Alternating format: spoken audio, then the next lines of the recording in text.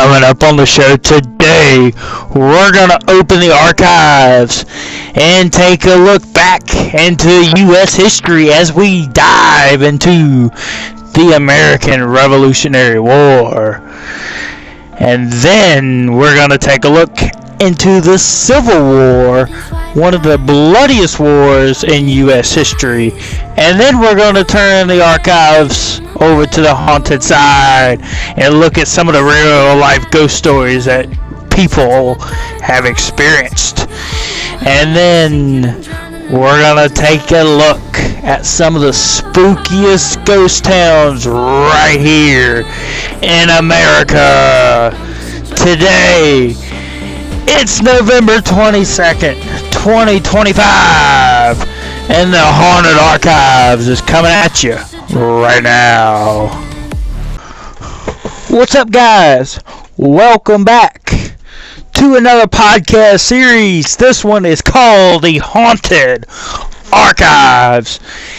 In this series, we're going to take a look at some of the creepiest ghost towns, ghost stories, historical events that happened in our history here in the U.S. and around the world, and much more. Hope you guys are ready for this ride. It's going to be a good one as we start off tonight's podcast with some of the most spookiest ghost towns in America. Starting off with number one is Calico Ghost Town in Calico, California. Although you probably won't find any silver in this one-time mining hotspot, you can experience a gold mine of activities in this ghost town turned tourist attraction. At Calico Ghost Town, now a California historical landmark, you can explore a Maggie mine, the only formerly used mine in the area that's safe for guests to see. You can also take a ride on the Calico-Odessa Railroad to see all of the sights. If you're really feeling daring, you can even participate in one of the ghost town's ghost tours. Number two is Raylet, Nevada. On the eastern edge of Death Valley sits Raylet, a former mining hub at its peak in 1907. This town boasted a hospital, an opera house, and a stock exchange. The area seemed so promising that even Charles Schwab invested and bought one of the mines. Unfortunately, it didn't take very long for the thousands of people to scatter. A financial crisis, natural disasters, and the loss of funding caused nearly every resident to leave the Nevada spot by 1920. Number three is Goldfield, Arizona. Aptly named Goldfield was swarming with miners hopeful for gold in the late 1800s, but was dried up by 1898.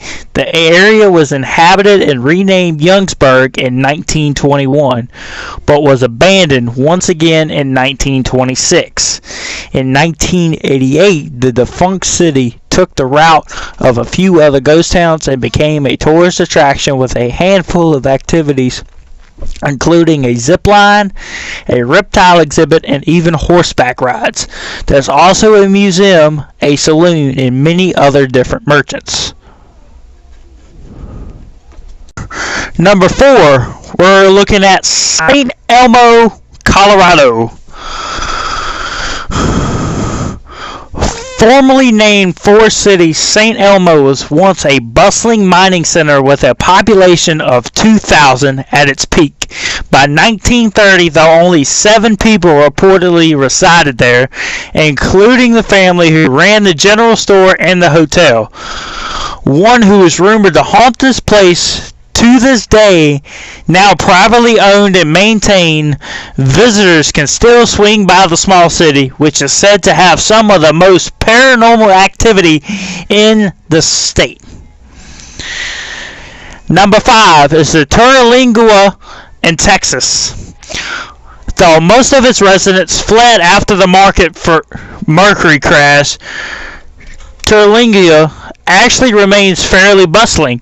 Visitors can snack on chili at the internationally acclaimed restaurant, grab a drink at the saloon, explore the ruins, and wander the halls of the old jail during their time at this historic hotspot. Number 6 is one of the more popular ones that most of you have probably heard of. Virginia City and Nevada City in Montana.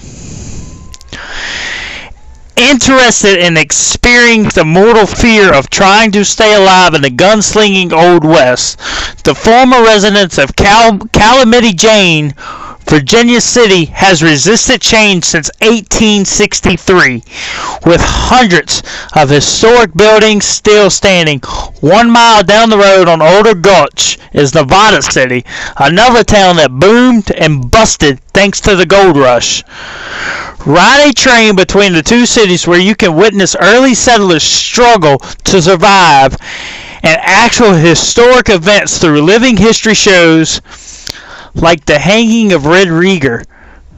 The reality of life in a gold rush town likely to leave you shaking in your cowboy boots.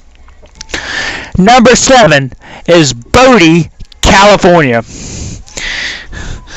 Abandoned by the discouraged gold rushers who followed William Bodie to the town to try but not succeed to find more of the precious metal he had discovered in 1859.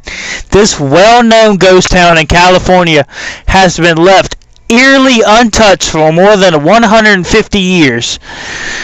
Shacks still stand with tables set, waiting for their long-gone residents to return, while shops and restaurants are still stocked up with some supplies, prepared to service customers who will never arrive. Number 8 is Chahaba, Alabama. Southwest of Selma lies Alabama's most famous ghost town. As the state's first permanent capital from 1820 to 1825, a bustling center for the trading and transport of cotton before the Civil War and a village for freed slaves after the war, this town, at the confluence of the Alabama and Cahaba rivers, made several comebacks after floods and yellow fever epidemics. Unfortunately, its residents all drifted away for good by 1900. Now known as the Old Cahaba Archaeological Park, the town and its abandoned streets, cemeteries, and ruins have been the setting for many ghost stories, including one about a ghostly orb appearing in a now vanished garden maze at the home of C.C. Pegues. Number 9 is Kennecott, Alaska.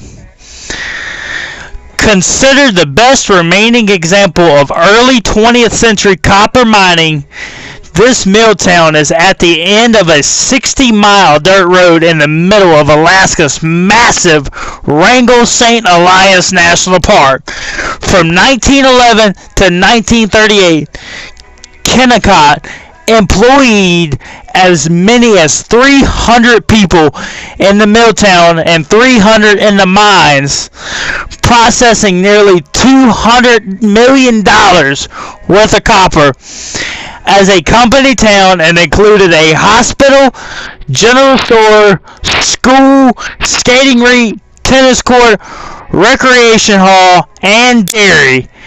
By 1938, however, the copper ore was tapped out, and the Kennecott Copper Corporation abruptly abandoned the town, leaving behind their equipment, their buildings, and their personal belongings. The National Park Service and tour operators offer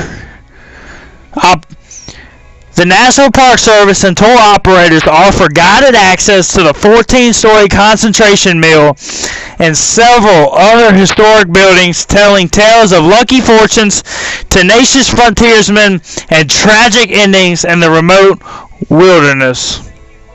Number 10 is Bayonet, Montana. The desolate former mining town in Montana is so riddled with paranormal activity it was featured in an episode of the Travel Channel's Ghost Adventures, founded in 1862 when John White discovered gold on Grasshopper Creek. Bannack was a typical gold rush town in the Wild West. After gold was discovered in nearby Virginia City, many prospectors moved there, and the road between the two towns became the scene of more holdups, robberies, and murders than almost any other stagecoach route, with the leader of the outlaw gang later discovered to be the Bannack's very own sheriff. The mining town lasted longer than most, with its population finally petering out between the 1930s and 1950s, at which point the state of Montana made the well-preserved town a state park. Today, over 60 structures are still standing, most of which can be explored. Number 11 is South Pass City, Wyoming.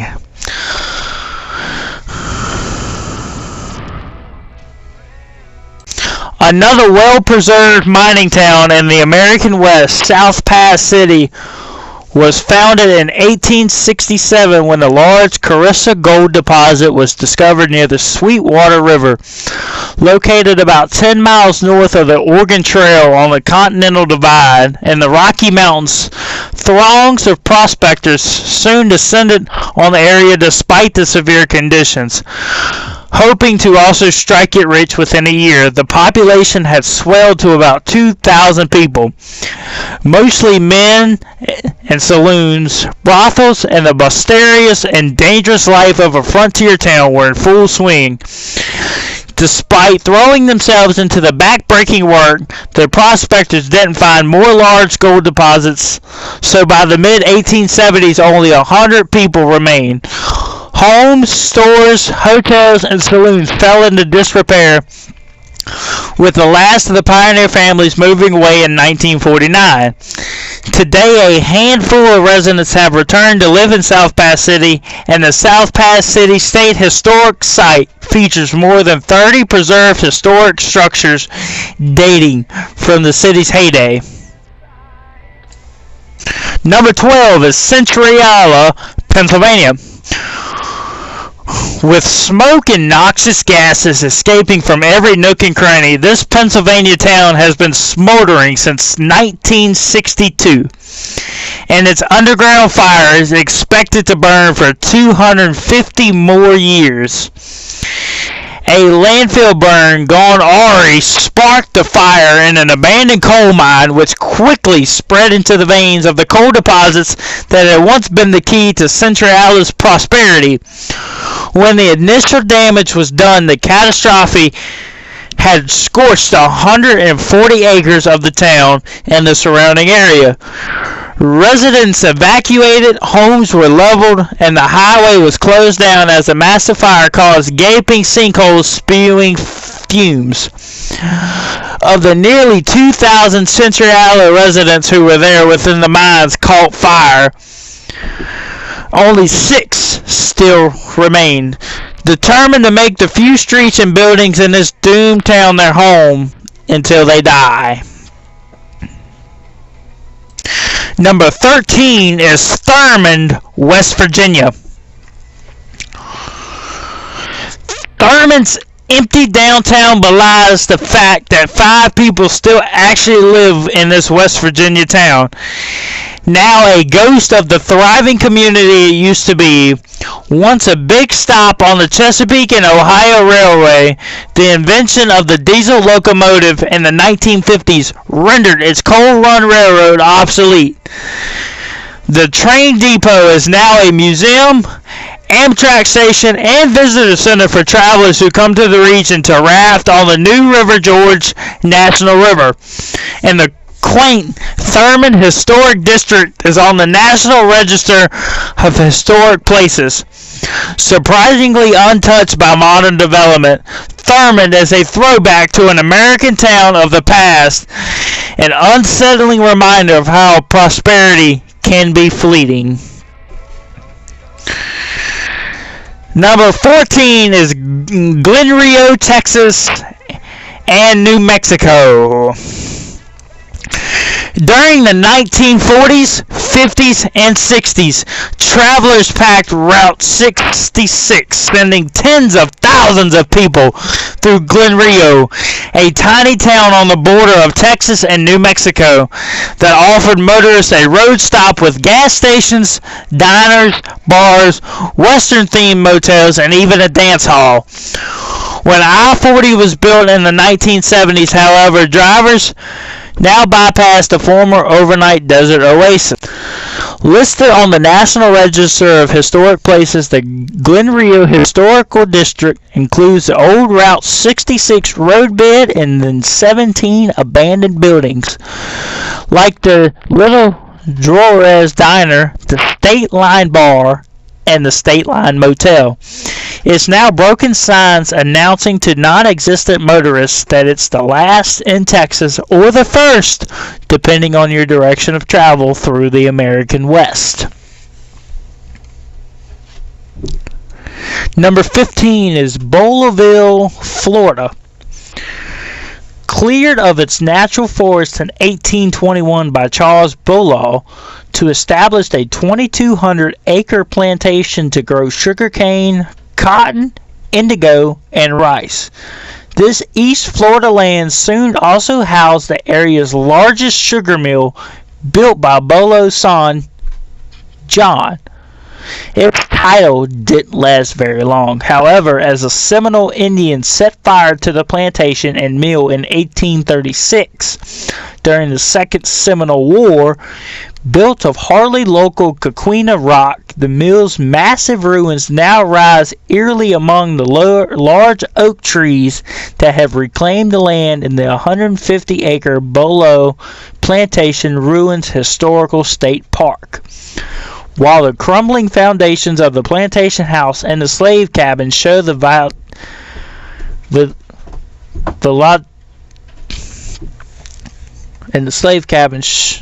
volatile aspect of the Florida frontier life. Number 16 is Essex County Jail in North Causeway, New Jersey. A prison is always haunting, but in an abandoned one it exudes an even creepier feeling, especially the austere Victorian-style Essex County Jail Annex in New Jersey. First built in 1873 and expanded over the years to include an auditorium, hospital, and cafeteria, much of the facility was shut down in the 1970s, and it was abandoned for good in the late 1990s. Left to decay and vandalism by thrill seekers, inmates' files filled with mugshots and rap sheets soon covered the floor of the auditorium, while shotgun ports and tear gas modules on the ceiling of the mess hall remain to remind trespassers of their potential harrowing fate should they be judged criminals. Number 17 is Grossinger's Catskill Resort in Liberty, New York. In its heyday, the Grossinger's Catskill Resort was the sort of seasonal retreat featured in Dirty Dancing, where well-to-do families in the 1950s spent their summers lounging by its two massive swimming pools, playing golf or tennis, and enjoying the lush 1,200-acre surroundings just 2 hours north of New York City.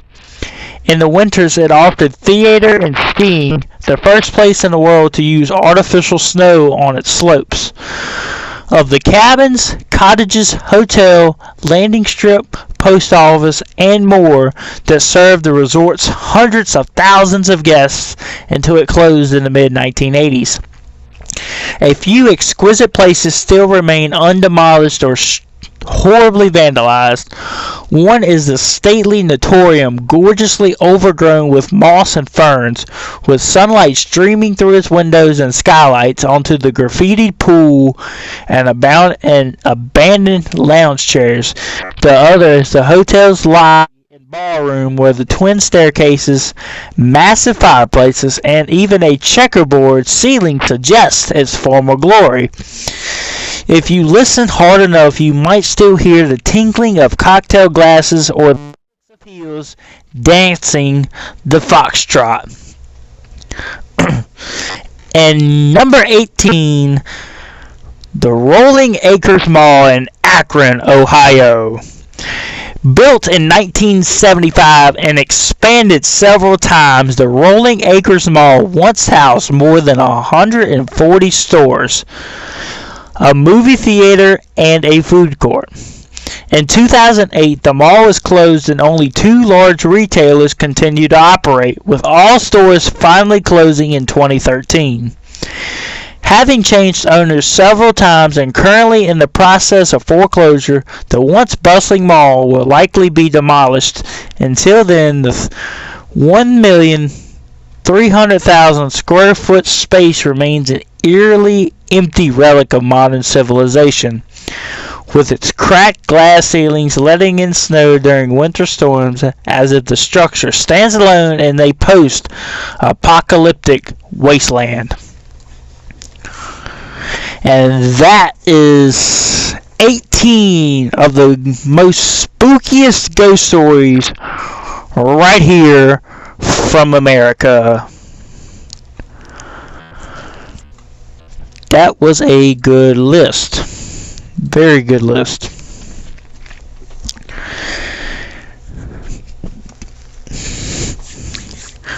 So, it's Saturday. I'm going to just talk to you guys here for a little bit. If you haven't watched yesterday's video, go back and watch that. That was a pretty good one. As we just found this house in our travels, actually going to another location. We come across this house and was able to get inside, and the amount of stuff left in there was just crazy. I mean, we found a whole box of old 45 records. There was an old piano in there, still in miraculous condition. Some old cassette tapes, a little bit of everything. But we called this house the House of Notes because all the music left in there, and actually found out from going through some of the stuff, the owner who once lived there was actually a band director for a local high school of that area. So that's why we named it the House of Notes, because it really, what we found in the house between the records and the cassette tapes really tied into that being a band director's house. So we thought that there was a perfect fit for that house. But if you haven't seen that video, that premiered last night. Go back and watch that. And then next week on Friday will be another abandoned house walkthrough, where I'm not going to spoil this one. You'll just have to watch the video to see what we found inside this house, but it was very unexpected what we found. But that video will premiere this Friday at 7 p.m. Eastern. And then, of course, 1 week from today, Saturday, will be episode 2 of this podcast, premiering also at 7 p.m. Eastern.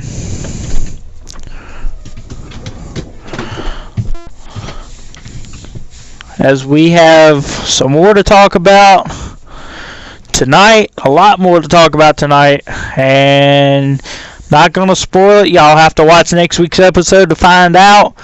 But we have a lot of cool things we're talking about on next week's episode as well.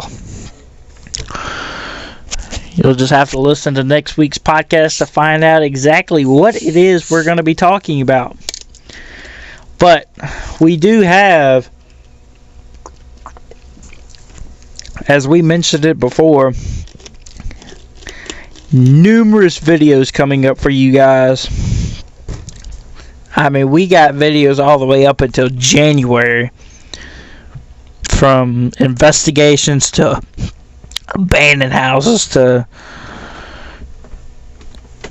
a lot of cool stuff coming for you guys within the next couple of weeks. So stay tuned for that. But I'm not going to bore you guys with all this talk. Let's jump right on into the next topic. We're going to take a break from the haunted side of things for a few minutes here.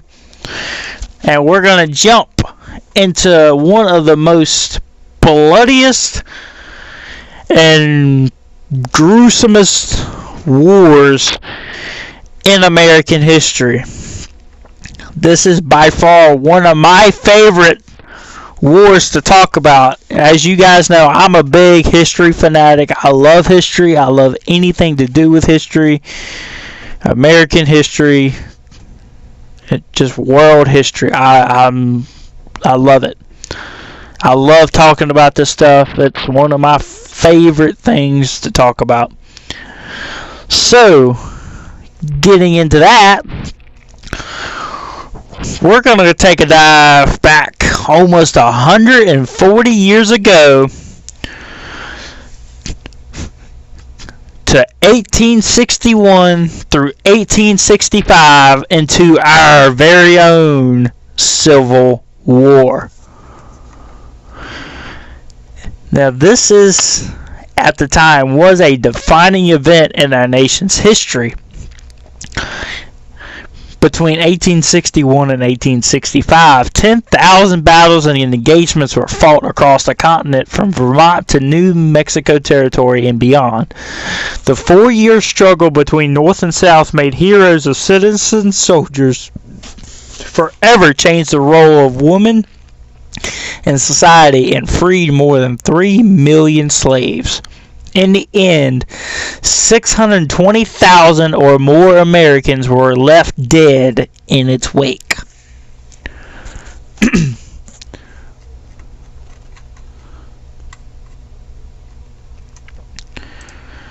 As we start off, we're going to look at some of the 10 facts everyone should know about the Civil War.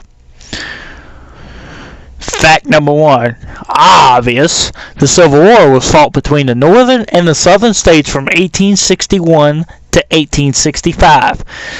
The American Civil War was fought between the United States of America and the Confederate States of America, a collection of 11 southern states that left the Union in 1860 and 1861.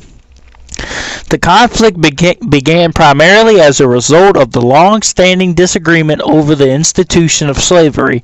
On February 9, 1864, Jefferson Davis, a former U.S. Senator and Secretary of War, was elected President of the Confederate States of America by the members of the Confederate Constitutional Convention. After 4 bloody years of conflict, the United States defeated the Confederate States. In the end, the states that were in rebellion were readmitted to the United States, and the institution of slavery was abolished nationwide.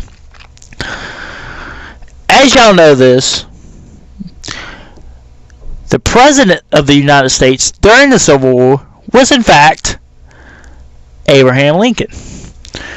Abraham Lincoln grew up in a log cabin in Kentucky.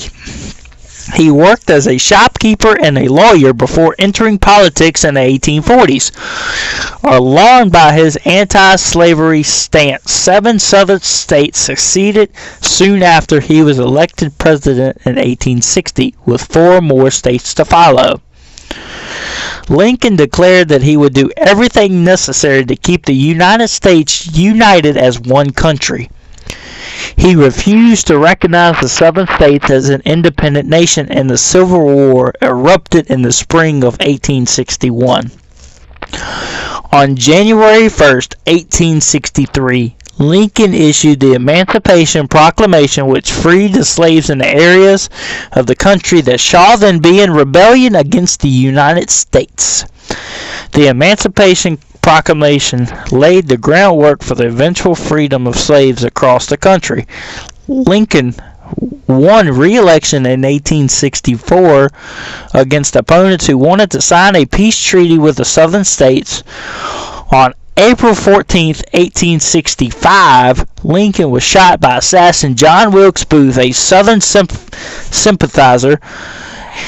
Abraham Lincoln died at 7:22 a.m. the next day. Fact number 3. The issues of slavery and central power divided the United States. Slavery was concentrated mainly in the southern states by the mid-19th century, where slaves were used as farm laborers, artisans, and house servants. Chattel slavery formed the backbone of the largely agrarian southern economy.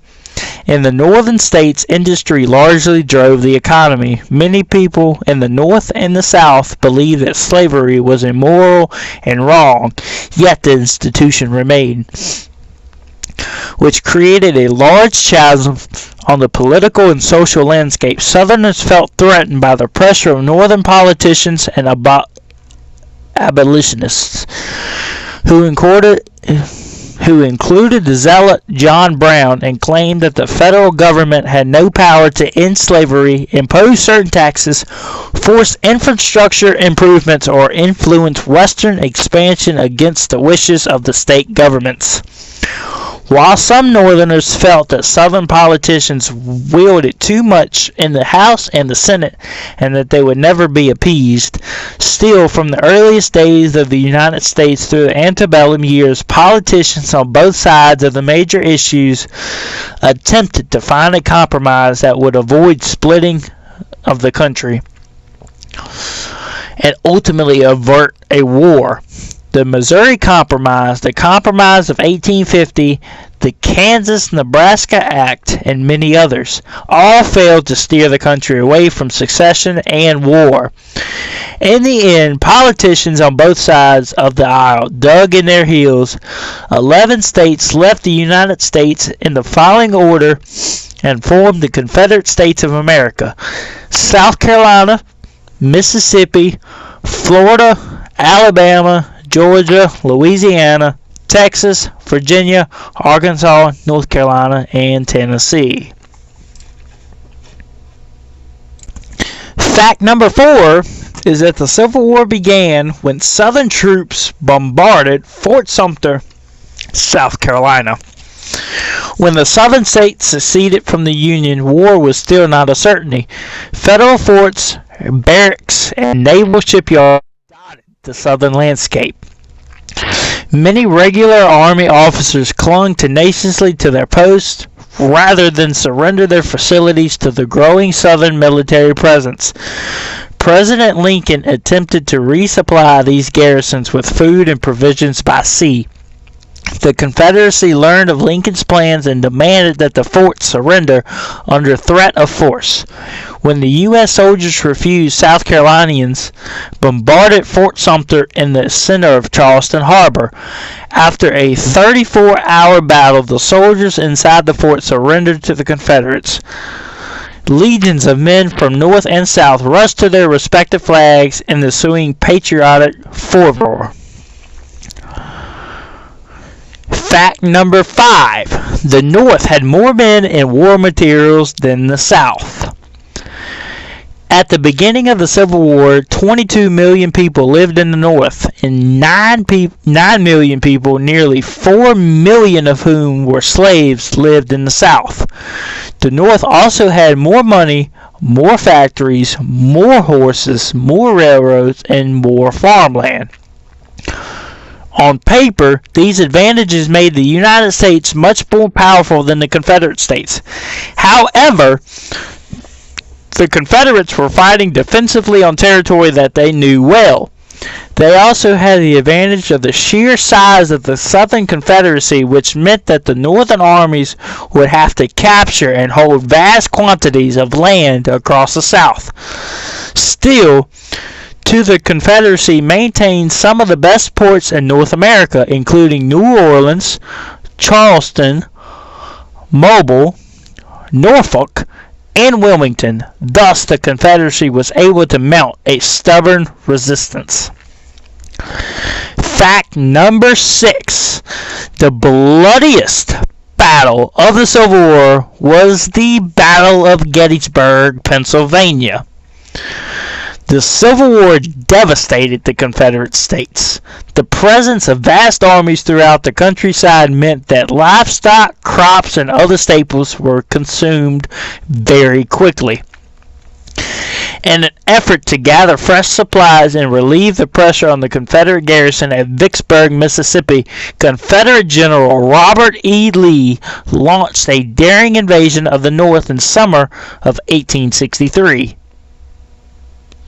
He was defeated by Union General George G. Meade in a 3-day battle near Gettysburg, Pennsylvania, that left nearly 51,000 men killed, wounded, or missing in action. While Lee's men were able to gather the vital supplies, they did little to draw Union forces away from Vicksburg, which fell to Federal troops on July 4, 1863. Many historians mark the twin Union victories at Gettysburg and Vicksburg, Mississippi as the turning point in the Civil War.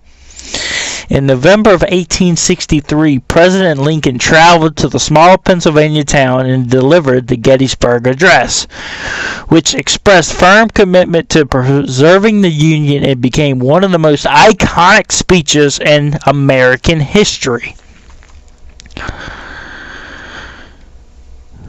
Fact number 7. Ulysses S. Grant and Robert E. Lee did not meet on the field of battle until May of 1864. Arguably, the two most famous military personalities to emerge from the American Civil War were Ohio-born Ulysses S. Grant and Virginia-born Robert E. Lee. The two men had very little in common. Lee was from a well-respected first family of Virginia with ties to the Continental Army and the founding fathers of the nation, while Grant was from a middle-class family with no martial or family political ties. Both men graduated from the United States Military Academy at West Point and served in the Old Army as well as the Mexican-American War. Lee was offered command of the Federal Army amassing in Washington in 1861, but he declined the command and threw his hat in with the Confederacy. Lee's early war career got off to a rocky start, but he found his stride in June of 1862 after he assumed command of what he dubbed the Army of Northern Virginia. Grant, on the other hand, found early success in the war, but was haunted by rumors of alcoholism. By 1863, the two men were by far the best generals on their respective sides. In March of 1864, Grant was promoted to lieutenant general and brought to the Eastern Theater of the war, where he and Lee engaged in a relentless campaign from May of 1864 to Lee's surrender at Appomattox Courthouse 11 months later. Fact number 8. The North won the Civil War. After 4 years of conflict, the major Confederate army surrendered to the United States in April of 1865 at Appomattox Courthouse in Bennett Place. The war bankrupted much of the South, left its roads, farms, and factories in ruins, and all but wiped out an entire generation of men who wore the blue and the gray. More than 620,000 men died in the Civil War, more than any other war in American history. The southern states were occupied by Union soldiers, rebuilt, and gradually readmitted to the United States over the course of 20 difficult years known as the Reconstruction era. Fact number 9. After the war was over, the Constitution was amended to free the slaves, to assure equal protection under the law for American citizens, and to grant black men the right to vote. During the war, Abraham Lincoln freed some slaves and allowed freed men to join the Union Army as the United States Colored Troops, USCT.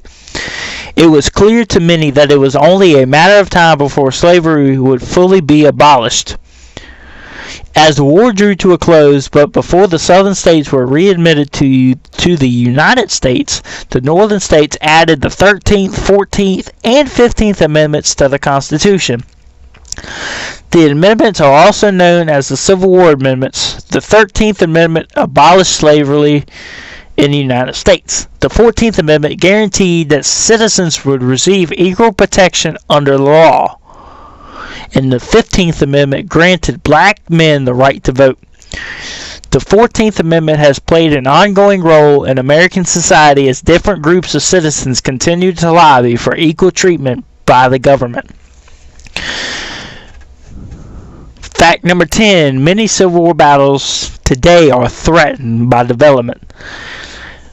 The United States government has identified 384 battles that had a significant impact on the larger war. Many of these battlefields have been developed, turned into shopping malls, pizza parlors, housing developments, and many more that are threatened by development. Since the end of the Civil War, veterans and other citizens have struggled to preserve the fields on which Americans fought and died.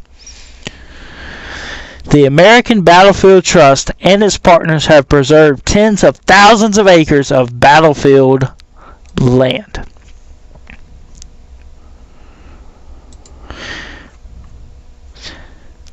The Civil War is a central event in America's historical consciousness, while the Revolution of 1776 to 1783 created the United States.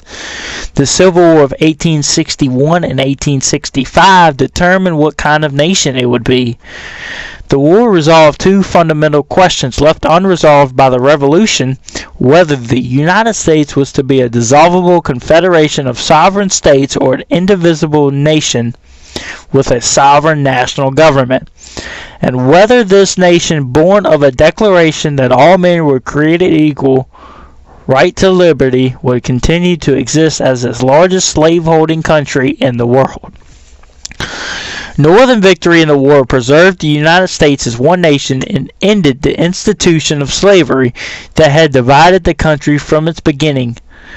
But these achievements came at the cost of 625,000 lives, nearly as many American soldiers has died in all of the other wars in which this country has fought combined. The American Civil War was the largest and most destructive conflict in the Western world between the end of the Napoleonic Wars in 1815 and the onset of World War I in 1914. The Civil War started because of uncompromising differences between the free and slave states over the power of the national government to prohibit slavery in territories that had not yet become states. When Abraham Lincoln won election in 1860 as the first Republican president on a platform pledging to keep slavery out of the territories, 7 slave states in the Deep South seceded and formed a new nation called the Confederate States of America. The incoming Lincoln administration and the most northern people refused to recognize the legitimacy of secession. They feared that it would discredit democracy and create a federal precedent that would eventually fragment the no longer United States into several small, squabbling countries. The event that triggered war came at Fort Sumter in Charleston Bay on April 12, 1861. Claiming this United States fort as their own, the Confederate Army on that day opened fire on the Federal garrison and forced it to lower the American flag and surrender. Lincoln called out the militia to suppress this insurrection. 4 more slave states seceded and joined the Confederacy. By the end of 1861, nearly 1 million armed men confronted each other along a line stretching 1,200 miles from Virginia to Missouri. Several battles had already taken place near Manassas Junction in Virginia, in the mountains of western Virginia, where Union victories paved the way for creation of the new state of West Virginia. At Wilson's Creek in Missouri, at Cape Hatteras in North Carolina, and at Port Royal in South Carolina, where the Union Navy established a base for the blockade to shut off the Confederacy's access to the outside world. But the real fighting began in 1862. Huge battles like Shiloh in Tennessee, Gaines Mill, Second Manassas, and Fredericksburg in Virginia, and Antietam in Maryland foreshadowed even bigger campaigns and battles in subsequent years. From Gettysburg in Pennsylvania to Vicksburg on the Mississippi to Chickamauga and Atlanta in Georgia. By 1864, the original Northern goal of a limited war was to restore the Union had given way to a new strategy of total war. To destroy the Old South and its basic institution of slavery and give the restored Union a new birth of freedom. As President Lincoln put it in his address at Gettysburg, to dedicate a cemetery for Union soldiers killed there in the battle. For 3 long years, from 1862 to 1865, Robert E. Lee's Army of Northern Virginia staved off invasions and attacks by the Union Army of the Potomac, commanded by a series of ineffective generals, until Ulysses S. Grant came to Virginia from the Western Theater to become General-in-Chief of all Union armies in 1864. After bloody battles at places with names like the Wilderness, Spotsylvania, Cold Harbor, and Petersburg, Grant finally brought Lee to bay at Appomattox in 1865. In the meantime, Union armies and river fleets in the theater of war, comprising the slave states west of the Appalachian Mountain chain, won a long series of victories over Confederate armies commanded by hapless or unlucky Confederate generals. In 1864-1865, General William Tecumseh Sherman led his army deep into the Confederate heartland of Georgia and South Carolina, destroying their economic infrastructure, while General George Thomas virtually destroyed the Confederate Army of Tennessee at the Battle of Nashville. By the spring of 1865, all their principal Confederate armies surrendered, and when Union cavalry captured the fleeing Confederate President Jefferson Davis in Georgia on May 10, 1865, resistance collapsed and the war ended. The long, painful process of rebuilding a united nation free of slavery began.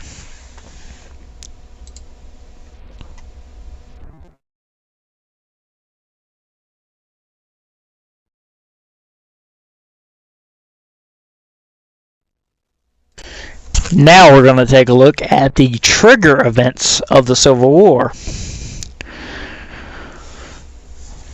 From 1619 to 1865 is the Peculiar Institution. Slavery arrived in North America alongside the Spanish and English colonists of the 17th and 18th centuries, with an estimated 645,000 Africans imported during the more than 250 years the institution was legal. But slavery never existed without controversy. The British colony of Georgia actually banned slavery from 1735 to 1750, although it remained legal in the other 12 colonies. After the American Revolution, northern states one by one passed emancipation laws, and the sectional divide began to open as the South became increasingly committed to slavery, once called a necessary evil by Thomas Jefferson. Proponents of slavery increasingly switched their rhetoric to one that described slavery as a benevolent Christian institution that benefited all parties involved: slaves, slave owners, and the non-slave holding whites. The number of slaves compared to the number of free blacks varied greatly from state to state in the southern states. In 1860, for example, both Virginia and Mississippi had an excess of 400,000 slaves. But the Virginia population also included more than 58,000 free blacks, as opposed to only 773 in Mississippi. In 1860, South Carolina was the only state to have a majority slave population yet in all southern states. Slavery served as the foundation for the socio-economic and political order. 1820 was the Missouri Compromise. In the growth years following the 1803 Louisiana Purchase, Congress was compelled to establish a policy to guide the expansion of slavery into the new Western Territory. Missouri's application for statehood as a slave state sparked a bitter national debate. In addition to the deeper moral issue posed by the growth of slavery, the addition of pro-slavery Missouri legislators would give the pro-slavery faction a congressional majority. Ultimately, Congress reached a series of agreements that became known as the Missouri Compromise. Missouri was admitted as a slave state and Maine was admitted as a free state, preserving the congressional balance. A line was also drawn through the unincorporated Western Territories along the 3630 parallel, dividing North and South as free and slave. Thomas Jefferson, upon hearing of this deal, considered it once as the knell of the Union. It is hushed, indeed, for the moment. But this is a reprieve only, not a final sentence. A geographical line coinciding with a marked principle, moral and political, once conceived and held up to the angry passions of men, will never be obliterated. And every new iteration will mark it deeper and deeper. In 1831 is Nat Turner's Rebellion. In August of 1831, a slave named Nat Turner incited an uprising that spread through several plantations in southern Virginia. Turner and approximately 70 cohorts killed around 60 white people. The deployment of militia, infantry, and artillery suppressed the rebellion after 2 days of terror. 55 slaves, including Turner, were tried and executed for their role in the insurrection. Nearly 200 more were lynched by frenzied mobs, although small-scale slave uprisings were fairly common in the American South. Nat Turner's rebellion was the bloodiest. Virginia lawmakers reacted to the crisis by rolling back what few civil rights slaves and free black people possessed at the time. Education was prohibited, and the right to assemble was severely limited. 1846 through 1850, the Wilmot Proviso. The Wilmot Proviso was a piece of legislation proposed by David Wilmot at the close of the Mexican-American War. If passed, the Proviso would have outlawed slavery in territory acquired by the United States as a result of the war, which included most of the Southwest and extended all the way to California. Wilmot spent 2 years fighting for his plan. He offered it as a rider on existing bills, introduced it to Congress on its own, and even tried to attach it to the Treaty of Guadalupe Hidalgo. All attempts failed. Nevertheless, the intensity of the debate surrounding the Proviso prompted the first serious discussions of secession. In 1850, it is the Compromise of 1850. With national relations soared by the debate over the Wilmot Proviso, Senators Henry Clay and Stephen Douglas managed to broker a shaky accord with the Compromise of 1850. The Compromise admitted California as a free state and did not regulate slavery in the remainder of the Mexican cession in all, while strengthening the Fugitive Slave Act, a law which compelled Northerners to seize and return escaped slaves to the South. While the agreement succeeded in postponing outright hostilities between the North and the South, it did little to address, and in some ways even reinforced, the structural disparity that divided the United States. The new Fugitive Slave Act, by forcing non-slaveholders to participate in the institution, also led to increased polarization among centrist citizens. 1852, Uncle Tom's Cabin. Harriet Beecher Stowe's fictional exploration of slave life was a cultural sensation. Northerners felt as if their eyes had been opened to the horrors of slavery, while Southerners protested that Stowe's work was slanderous. Uncle Tom's Cabin was the second best-selling book in America, and the 19th century second only to the Bible. His popularity brought the issue of slavery to life for those few who remained unmoved after decades of legislative conflict and widened the division between North and the South.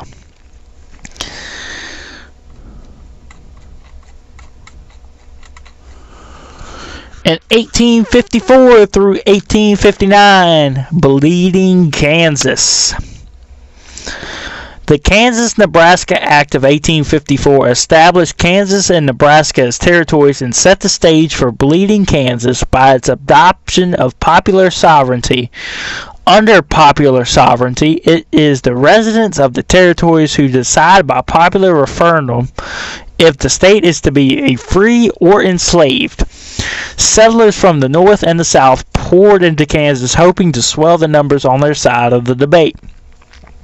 Passions were inflamed and violence raged. In the fall of 1855, abolitionist John Brown came to Kansas to fight the forces of slavery. In response to the sacking of Lawrence by border ruffians from Missouri whose sole victims was an abolitionist printing press, Brown and his supporters killed 5 pro-slavery settlers in the Pottawatomie Creek Massacre in Kansas in May of 1856. Violence existed in the territory as early as 1855, but the sack of Lawrence and the Pottawatomie Creek Massacre launched a guerrilla war between pro-slavery and anti-slavery forces. Although the violence was often sporadic and unorganized, mass feelings of terror existed in the territory. Although President Buchanan tried to calm the violence by supporting the Lecompton Constitution, his relentless support for this Constitution created a political crisis among the Democratic Party and only further aggravated sectional tensions. The violence subsided in 1859. The warring parties forged a fragile peace, but not before more than 50 settlers had already been killed. 1857, Dred Scott versus Sanford. Dred Scott was a Virginia slave who tried to sue for his freedom in court. The case eventually rose to the level of the Supreme Court, where justices found that as a slave, Dred Scott was a piece of property that had none of the legal rights or recognitions afforded to a human being. The Dred Scott decision threatened to entirely recast the political landscape that had thus far managed to prevent the Civil War. The classification of slaves as mere property made the federal government's authority to regulate the institution much more ambiguous. Southerners renewed their challenges to the agreed-upon territorial limitations on slavery, and polarization intensified. In 1858, the Lincoln-Douglas debates. In 1858, Democratic Senator Stephen Douglas faced a challenge for his seat from a relatively unknown one-term former congressman and prairie lawyer, Abraham Lincoln. In the campaign that followed, Lincoln and Douglas engaged in 7 public debates across the state of Illinois, where they debated the most controversial issue of the antebellum era, slavery. Although Douglas won the Senate race, these debates propelled Lincoln to the national spotlight and enabled his nomination for president in 1860. In contrast, these debates further alienated Douglas from the southern wing of the Democratic Party, and the arguments Douglas made in these debates come back to haunt him in 1860, destroying his presidential chances. In 1859, John Brown's Raid. Abolitionist John Brown supported violent action against the South to end slavery and played a major role in starting the Civil War. After the Potawatomi massacre during Bleeding, Kansas, Brown returned to the North and plotted a far more threatening act.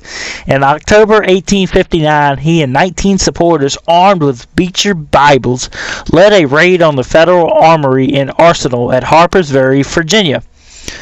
In an effort to capture and confiscate the arms located there, distribute them among local slaves, and begin armed insurrection.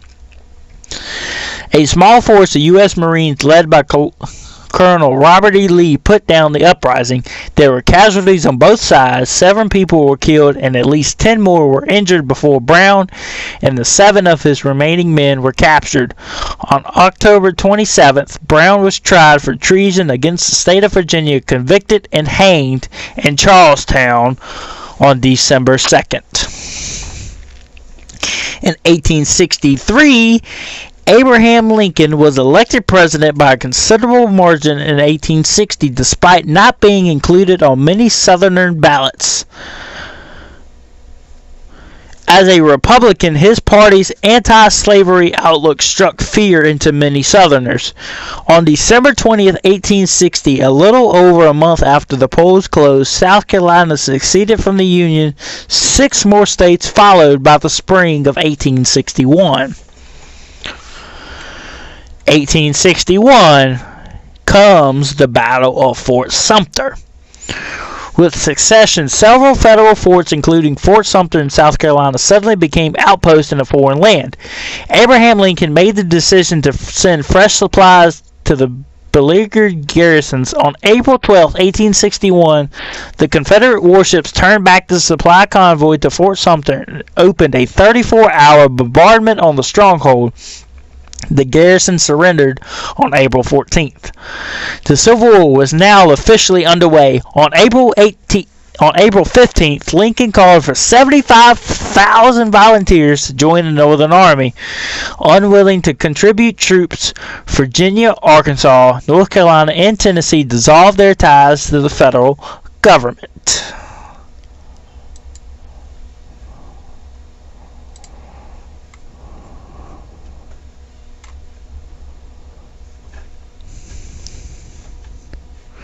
And now we're going to look into some of the leaders from the Civil War.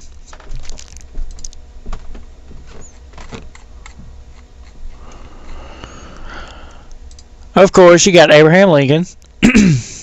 On the other side of things, in the Union, you got the President or General Ulysses S. Grant.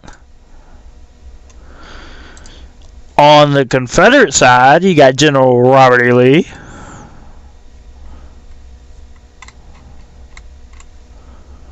And that's pretty much the main leaders from the Civil War. Now, Civil War casualties. This is where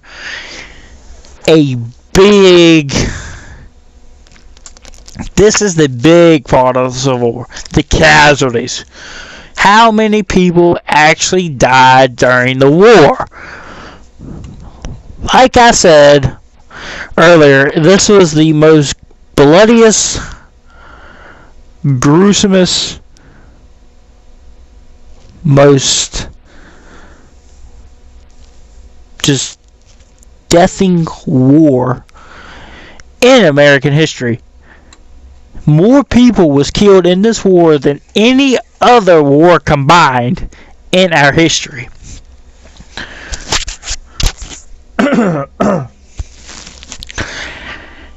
And here are the numbers. As the Civil War became America's bloodiest conflict, the unprecedented violence of battles such as Shiloh, Antietam, Stone River, and Gettysburg shocked citizens and international observers alike. Nearly as many men died in captivity during the Civil War as were killed in the whole entire Vietnam War. Hundreds of thousands died of disease. Roughly 2% of the population, an estimated 620,000 men, lost their lives in the line of duty. Taken as a percentage of today's population, that toll would have risen as high as 6 million people.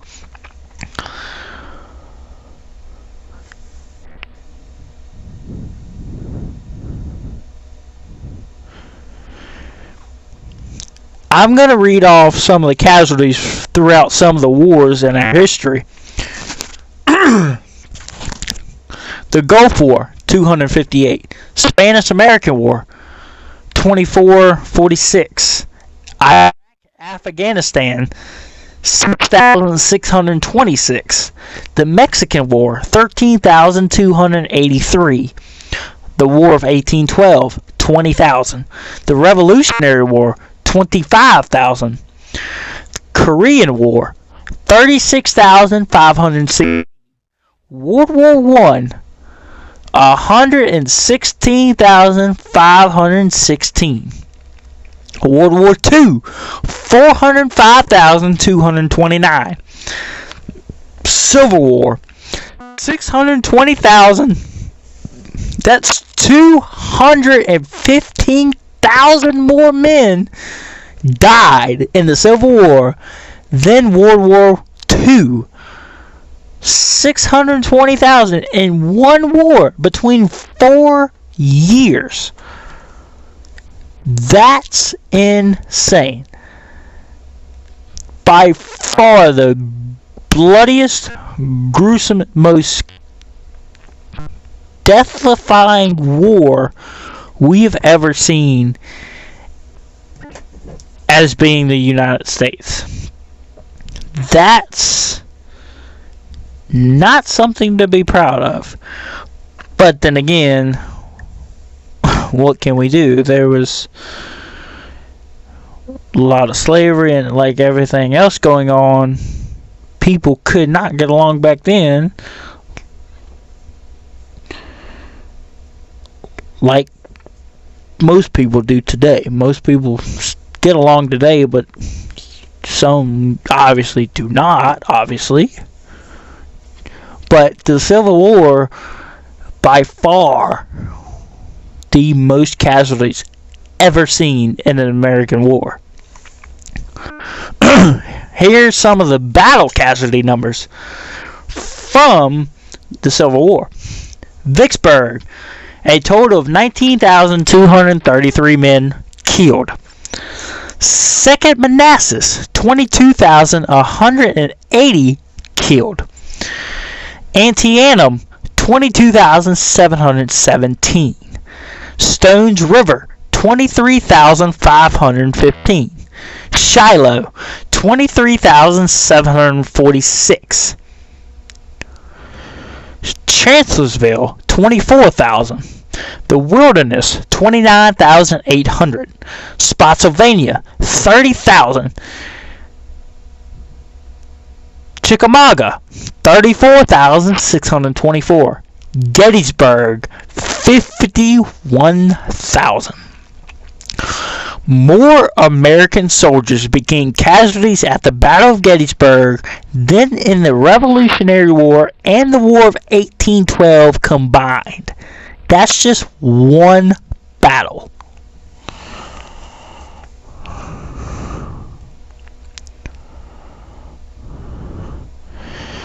Now here's the Civil War population service numbers.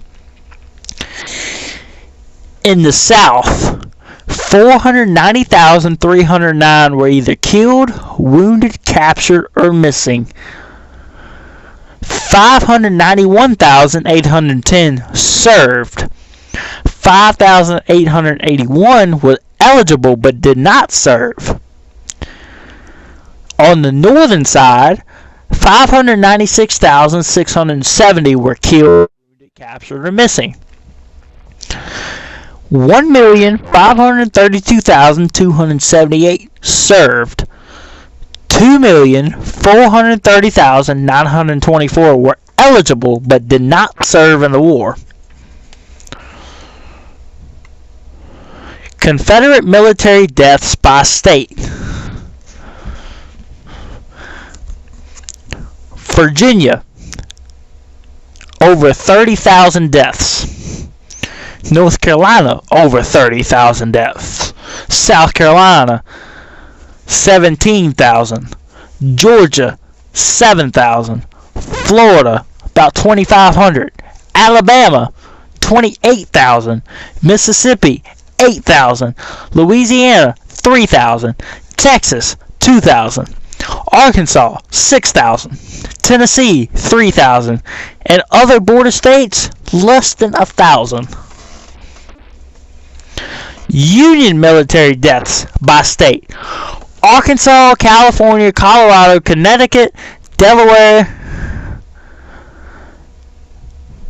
were all below 5,000. Illinois above 30,000. Indiana about 28,000. Iowa 11,000. Kansas 4,000.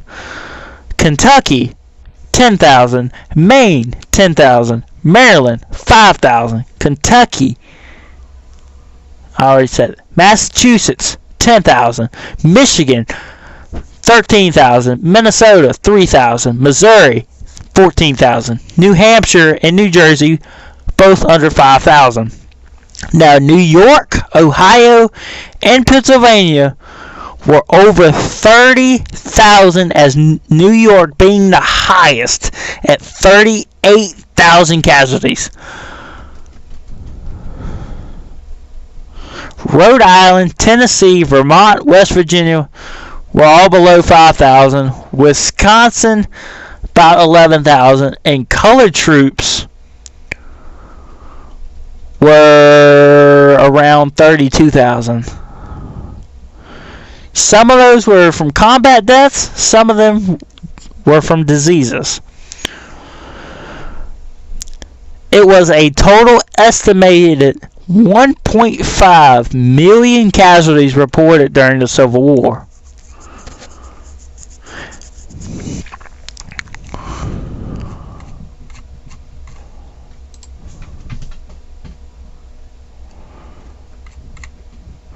Now, we're going to take a look at some of the battles of the Civil War.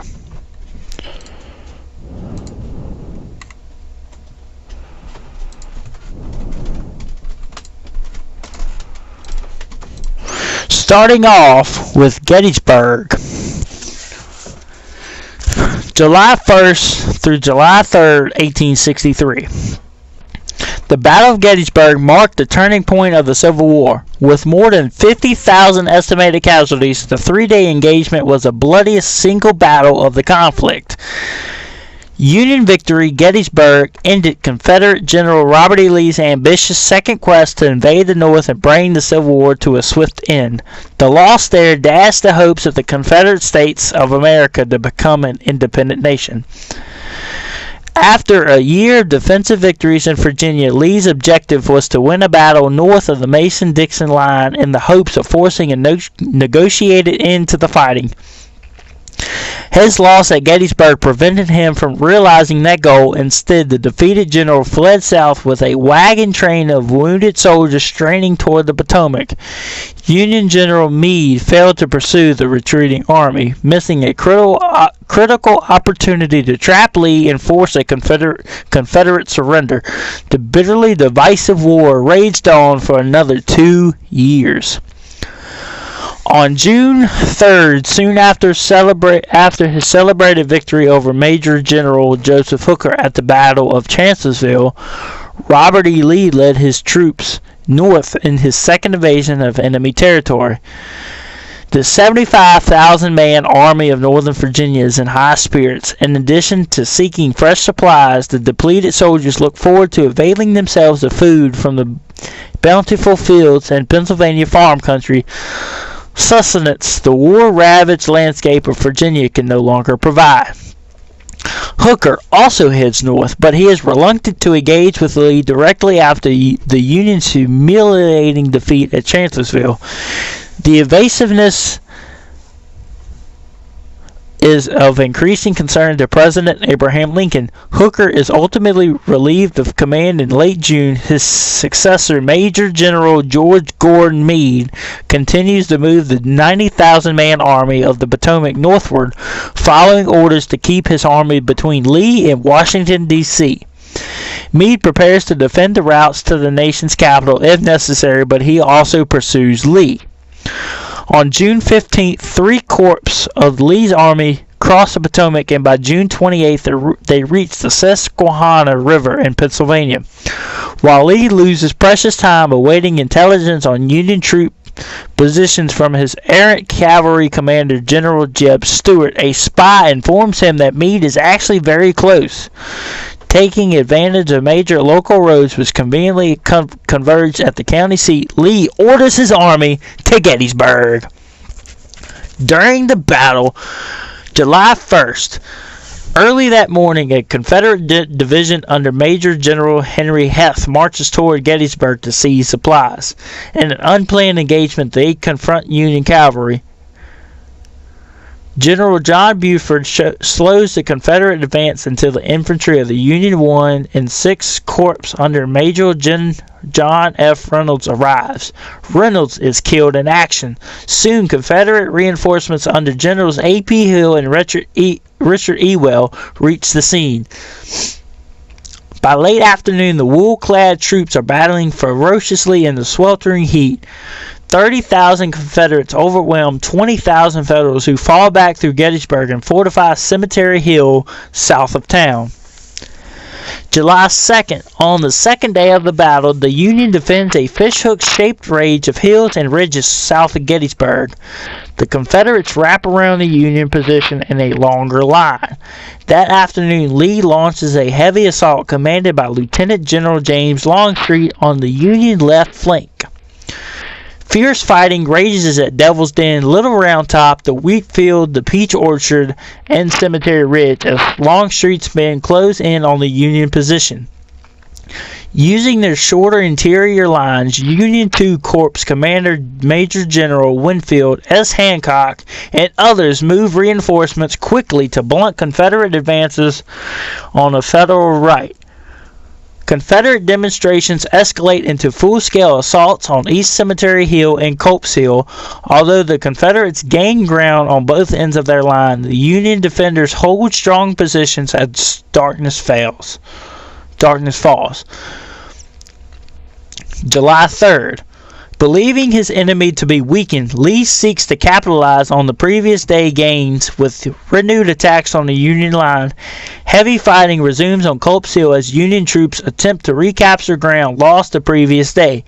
Cavalry battles flare to the east and south, but the main event is a dramatic infantry assault by 12,500 Confederates commanded by Longstreet against the center of the Union position on Cemetery Ridge. Though undermanned, the Virginia Infantry Division of General George E. Pickett constitutes about half of the attacking force. During Pickett's charge, as it is famously known, only one Confederate brigade temporarily reaches the top of the bridge. Afterwards referred to as a high water mark of the Confederacy, this daring strategy ultimately proves a disastrous sacrifice for the Confederates, with casualties approaching 60%. Repulsed by close-range Union rifle and artillery fire, the Confederates retreat. When ordered to reform his men after the attack by Lee, Pickett purportedly replied, "I have no division." Lee withdraws his army from Gettysburg late on the rainy afternoon of July 4th and trudges back to Virginia with severely reduced ranks of wasted and battle-scarred men. The aftermath: as many as 51,000 soldiers from both armies are killed, wounded, captured, or missing in the three-day battle. The carnage is overwhelming, but the Union victory buoys Lincoln's hope of ending the war. With Lee running south, Lincoln expects that Meade will intercept the Confederate troops and force their surrender. Meade has no such plan.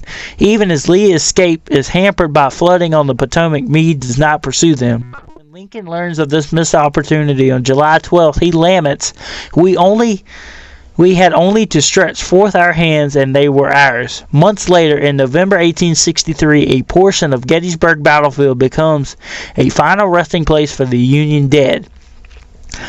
President Lincoln uses the Dedication Cemetery as the Gettysburg Soldiers' National Cemetery to honor the fallen and reassert the purpose of this war in his historic Gettysburg Address.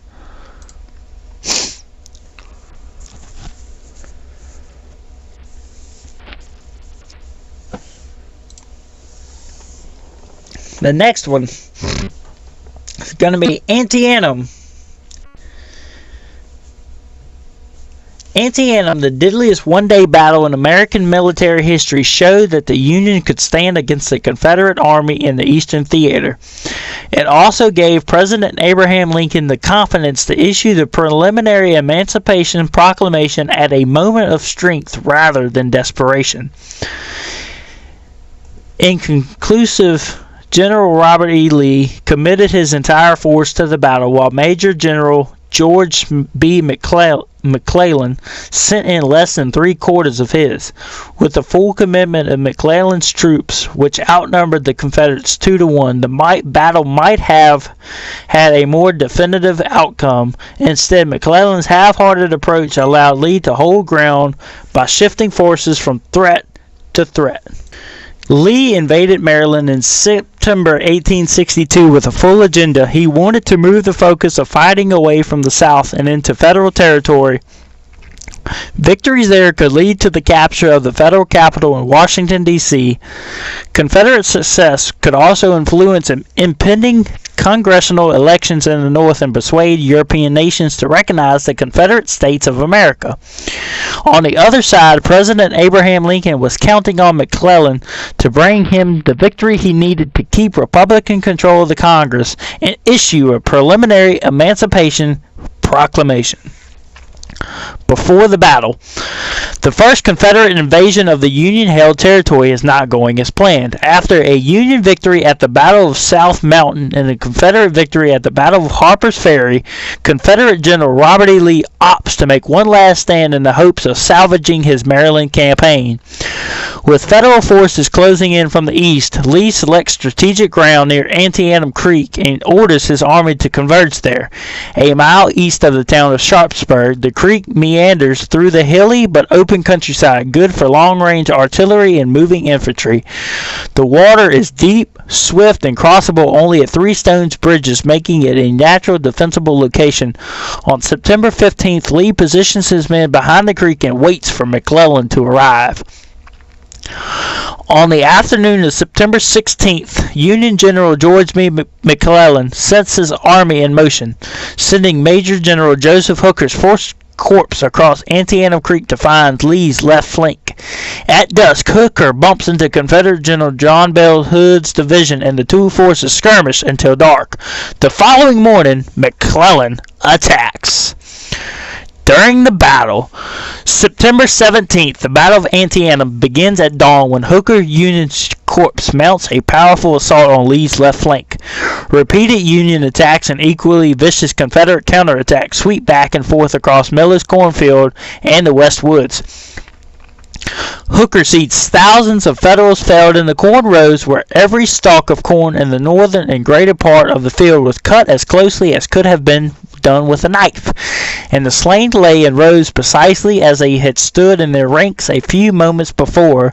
Despite the great Union numerical advantage, Lieutenant General Stonewall Jackson's Confederate forces hold their ground near the Dunkard Church.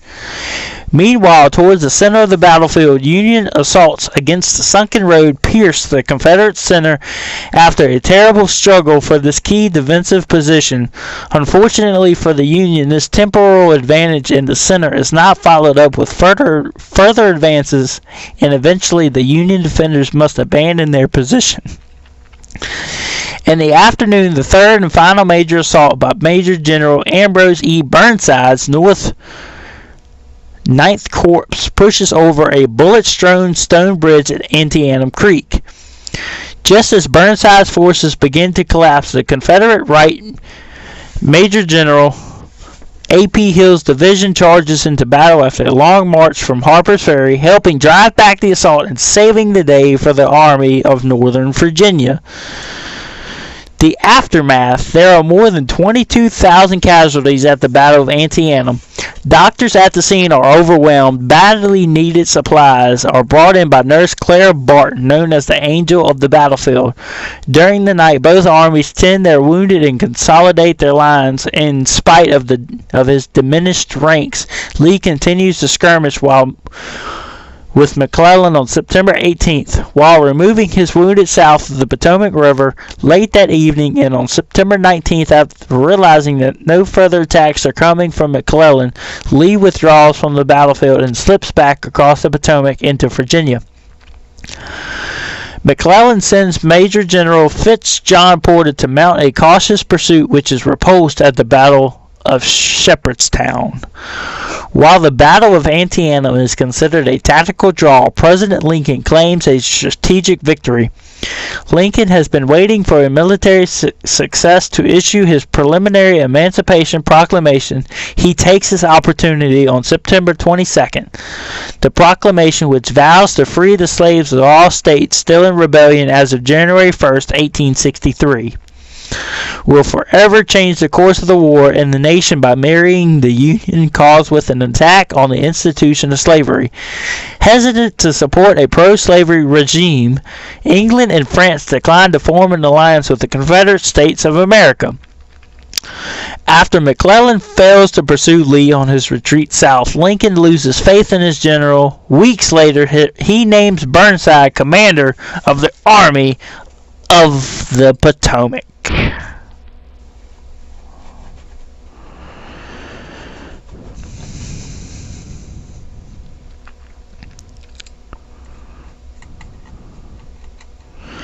The next battle is the surrender of the Civil War, Appomattox Courthouse in Appomattox, Virginia, April 9th, 1865.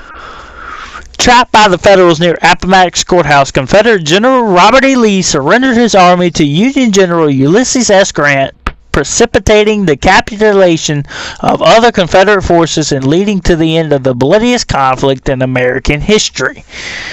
Union victory.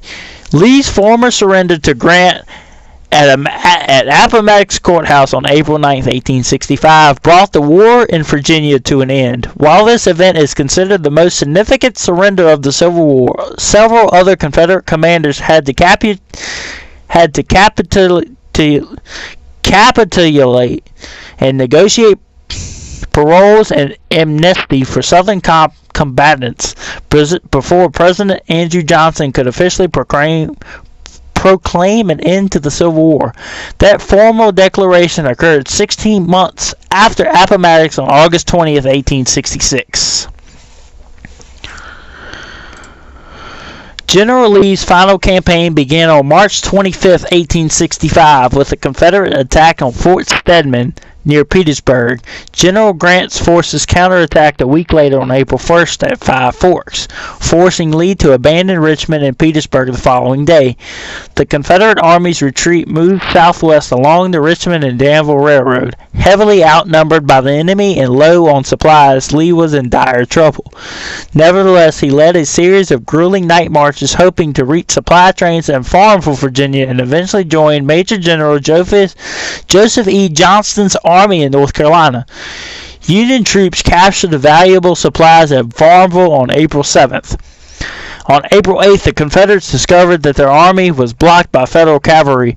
Confederate commanders tried to break through the cavalry screen, hoping that the horsemen were unsupported by other troops, but Grant had anticipated Lee's attempt to escape and ordered two corps, 24th and 5th, under the commandments of Major General John Gibbon and Major General Charles Griffin, to march all night to reinforce the Union cavalry and trap Lee. On April 9th, those corps drove back the Confederates. Rather than destroy his army and sacrifice the lives of his soldiers to no purpose, Lee decided to surrender the army of Northern Virginia. 3 days later, a formal ceremony marked the disbanding of Lee's army and the parole of his men, ending the war in Virginia. The Grant-Lee agreement served not only as a signal that the South had lost the war, but also as a model for the rest of the surrenders that followed. Before the battle, General Robert E. Lee heads west along the Appomattox River, eventually arriving in Appomattox County on April 8th. His objective is the Southside Railroad at Appomattox Station, where critical food supplies have been sent up from Lynchburg. Union cavalry under Brigadier General George A. Custer reached them first. However, capturing and burning 3 supply trains, Grant, aware that Lee's army was out of options, had written to Lee on April 7th requesting the Confederate general's surrender, but Lee still hopes to access more supplies further west at Lynchburg and does not capitulate. He does, however, ask what terms Grant is offering. The two generals continue their correspondence throughout the next day.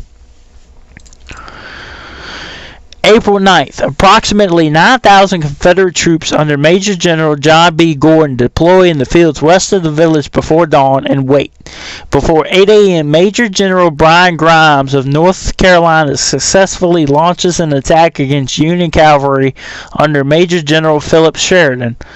The outnumbered Union cavalry fall back, temporarily opening the road to the Confederates, but more Union infantry under Gibbon and Griffith began arriving from the west and south, encircling Lee's forces. Meanwhile, Lieutenant General James Longstreet's rebel troops are being pressed from the rear near New Hope Church, 3 miles to the east.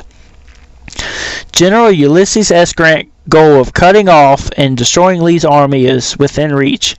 Bowing to the inevitable, Lee orders his troops to retreat through the village and back across the Appomattox River. Small pockets of resistance continue to erupt until flags of truce are sent out from the Confederate lines between 10 and 11 a.m.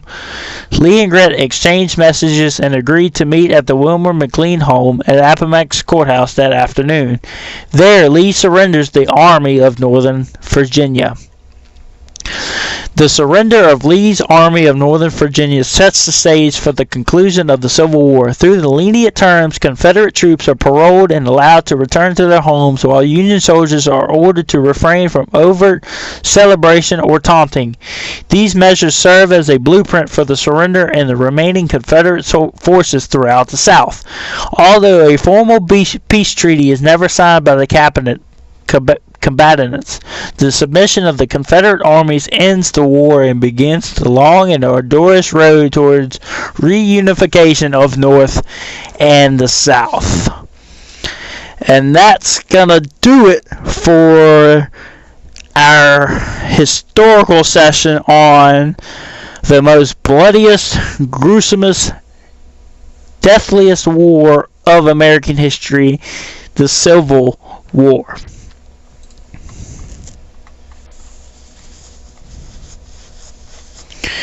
Now we're going to stay in American history as we move on to another war, the Revolutionary War.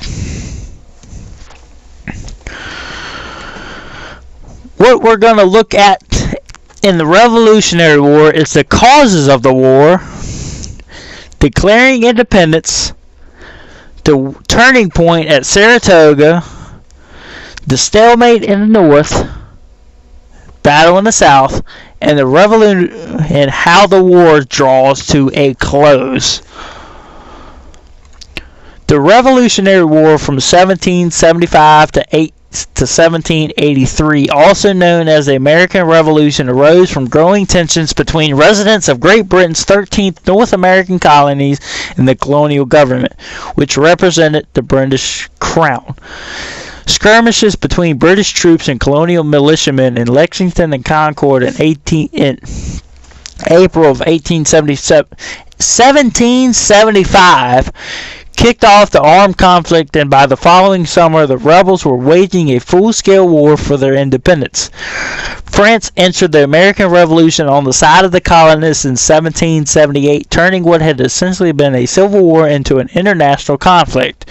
After French resistance helped the Continental Army force the British surrender at Yorktown, Virginia in 1781, the Americans had effectively won their independence, though fighting did not formally end until 1783.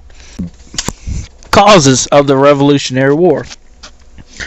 For more than a decade before the outbreak of the American Revolution in 1775, tensions had been building between colonists and British authorities. The French and Indian War, or 7 Years' War, 1756 to 1763, brought new territories under the power of the crown, but the expensive conflict led to new and unpopular taxes.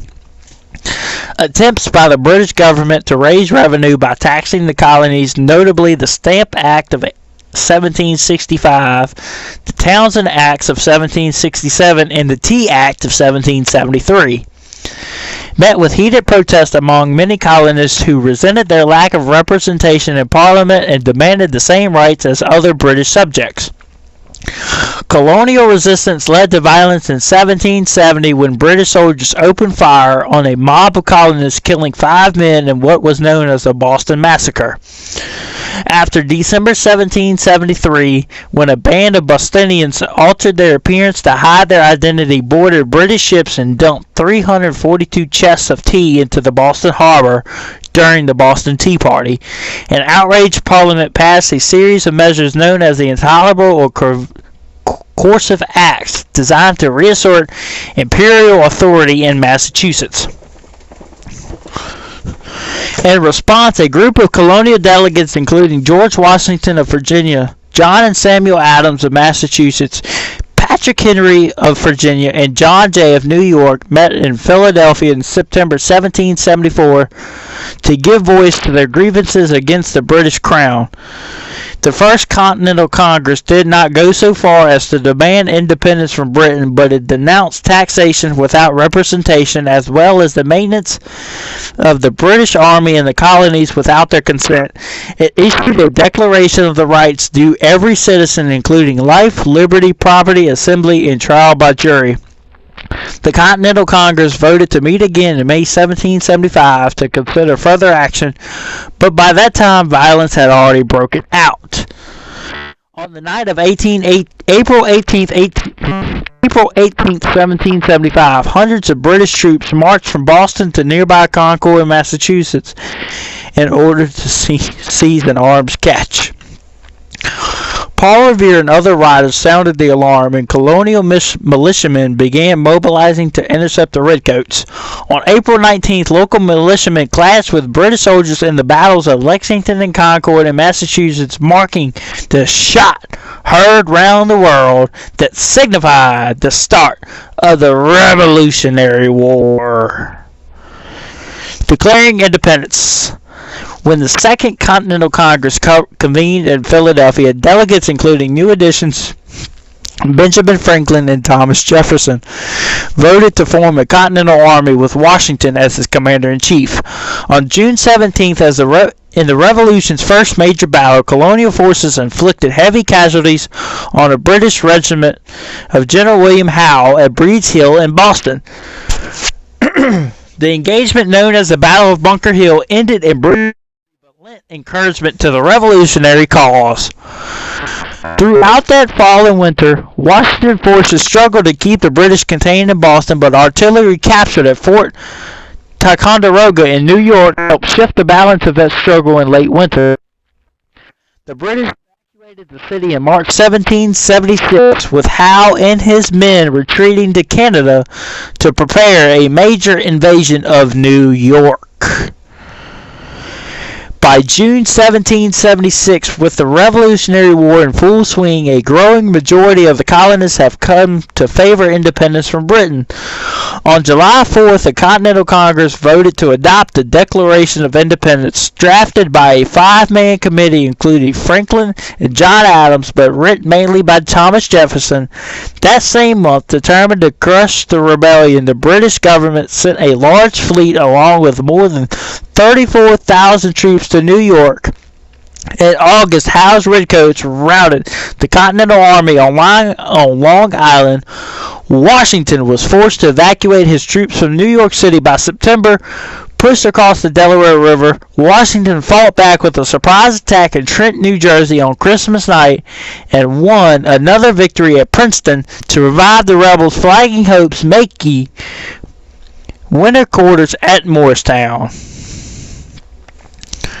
Now that we have reached the turning point of the Revolutionary War, the Battle of Saratoga. British strategy in 1777 involved two main prongs of attack aimed at separating New England, where the rebellion enjoyed the most popular support from the other colonies. To that end, General John Burgoyne's army marched south from Canada toward a planned meeting with Howe's forces on the Hudson River. His men dealt with a devastating loss to the Americans in July by retaking Fort Ticonderoga, while Howe decided to move his troops southward from New York to confront Washington's army near the Chesapeake Bay. The British defeated the Americans at Brandywine Creek, Pennsylvania on September 11th and entered Philadelphia on September 25th. Washington rebounded to strike Germantown in early October before withdrawing to winter quarters near Valley Forge. Howe's move had left Burgoyne's army exposed near Saratoga, New York, and the British suffered the consequences of this on September 19th when an American force under General Horatio Gates defeated them at Freeman's Farm in the First Battle of Saratoga. After suffering another defeat on October 7th at Bemis Heights, the Second Battle of Saratoga, Burgoyne surrendered his remaining forces on October 17th. The American victory at Saratoga would prove to be a turning point of the American Revolution, as it prompted France to enter the war openly on the American side, though it would not formally declare war on Great Britain until June 1778. The American Revolution, which had begun as a civil conflict between Britain and its colonies, had now become a world war.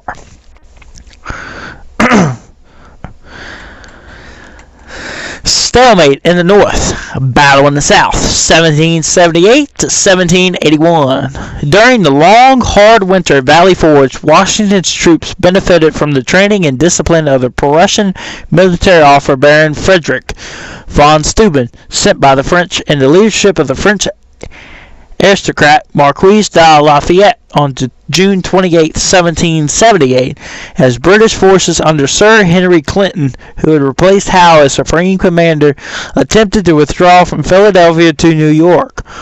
Washington's army attacked them near Monmouth, New Jersey. The battle effectively ended in a draw as the Americans held their ground, but Clinton was able to get his army and supplies safely to New York. On July 8th, a French fleet commanded by the Comte d'Estaing arrived off the Atlantic coast, ready to do battle with the British.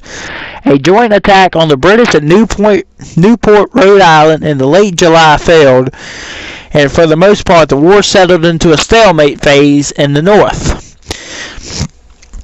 The Americans suffered a number of setbacks from 1779 to 1781, including the defection of General Benedict Arnold to the British in the first serious mutinies within the Continental Army. In the South, the British occupied Georgia by early 1779 and captured Charleston, South Carolina in May 1780. British forces under Lord Charles Cornwallis then began an offensive in the region, crushing Gates' American troops at Camden in mid-August. Though the Americans scored a victory over Loyalist forces at Kings Mountain in early October, Nathanael Greene replaced Gates as the American commander in the South that December.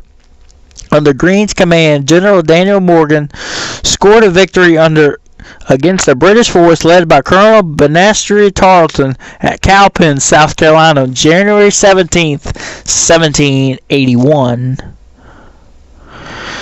The Revolutionary War draws to a close, 1781 to 1783. By the fall of 1781, Greene's American forces had managed to force Cornwallis and his men to withdraw to Virginia's Yorktown Peninsula, near where the York rivers emptied into the Chesapeake Bay. Supported by a French army commanded by the General Jean-Baptiste d'Archambault, Washington moved against Yorktown with a total of around 14,000 soldiers, while a fleet of 36 French warships offshore prevented British reinforcement or evacuation. Trapped and overpowered, Cornwallis was forced to surrender his entire army on October 19th. Claiming illness, the British general sent his deputy Charles O'Hara to surrender after O'Hara approached Rochambeau to surrender his sword. The Frenchman deferred to Washington. Washington gave the nod to his own deputy, Benjamin Lincoln, who accepted it.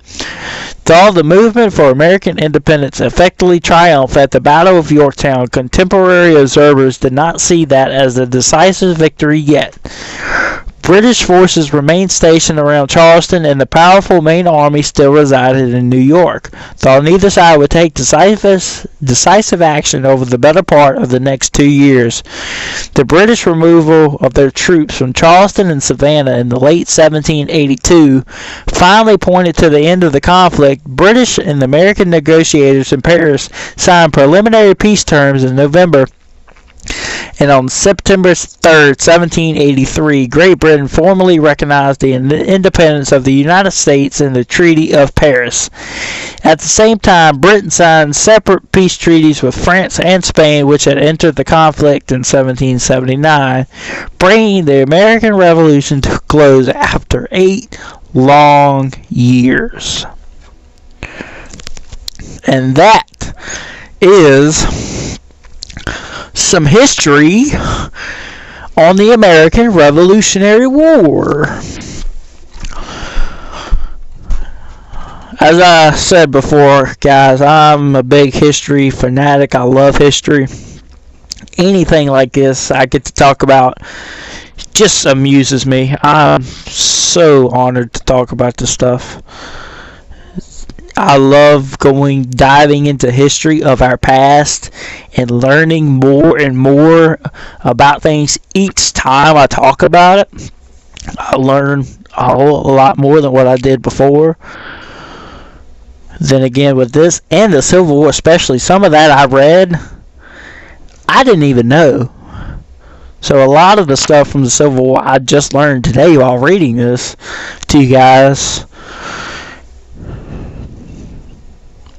So maybe you guys could learn some more stuff too with me reading on these, and we'll learn about history together, what we don't know. But that's going to do it for the historical side of things. We're going to jump back over to the haunted side of things for the last 15 to 20 minutes here of this podcast, as we talk about some of the real life ghost stories that people have actually experienced. Starting off with number 1. Back in October 2005, when I was 15, my family and I were living in an apartment above an Esso gas station in Monstracht, Norway. One night I had a very lucid dream of a little blonde boy, probably aged 8 or 9, crying in our living room. He was wearing a striped t-shirt with a silver star printed in the middle of his chest. When he saw me, he spoke in Swedish. I'm Norwegian, so I understood what he was saying, especially bus accident. He kept pointing down to the Esso station. I woke up. It was October 31st. Convinced a bus was going to crash into the station, I told my mom and dad everything about the dream, and my dad told me to get a grip. Nightmares happen. That didn't stop my high anxiety. Every bus that stopped to deliver packages I sure would crash. Nothing happened. But that evening, my siblings and I went down to the station to buy snacks for a horror movie marathon, and I saw a newspaper headline, "Bus Accident in Tenerife." It had a picture of a bus in front of a Shell gas station. Naturally, I bought it because it was a Swedish tourist bus that went off the road in Tenerife, not too far from the airport there. With 28 people on board, a Norwegian tourist leader died. Front and center in the article was a picture of 2 blonde boys crying in the aftermath of the accident. One of them was young, aged 8 or 9, in a striped t-shirt with the star print in the middle. He survived. I don't believe in psychics, mediums, witches, or anything paranormal, but I still have the paper to remind myself what I don't know. How can a little boy appear in a dream of mine, a stranger, to warn of an accident happening as it was happening on October 30th, 2005. I haven't had anything like that ever happen to me again. I still can't explain it. My dad passed away when I was 15. On several occasions, it had seemed like his spirit has been looking out for us since. One such occurrence was when my niece was a toddler, since she was upstairs in her bedroom asleep, while my sister and I were downstairs watching TV. Since the TV was on, we couldn't hear my niece choking on her own vomit. She had been fine when she went to bed, and we had no idea that she had become sick so quickly.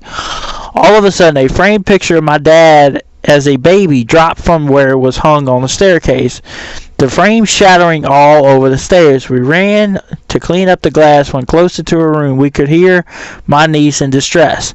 It has often felt to us like that was my dad getting our attention that night to save his granddaughter's life. Number 3, not me, but my cousin. We were very close to our grandmother, and things got a little spooky for my cousin the year after our grandmother's passing. Our grandmother was allergic to kiwis. A couple of weeks after the funeral, my cousin was feeling really sad and having a general mopey day.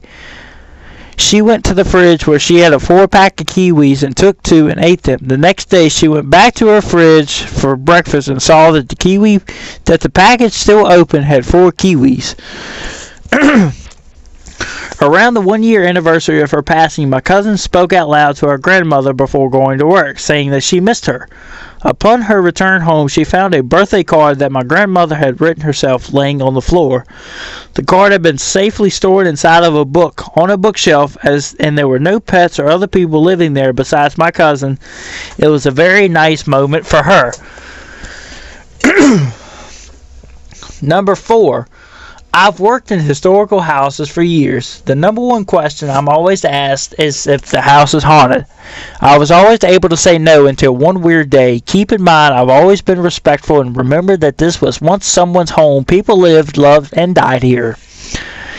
Anyway, one day I was closing up and had locked the only entrance. As I was alone, I accidentally slammed the basement door shut after turning off the lights. It was so loud, I automatically said out loud, "Oh, sorry," like an idiot.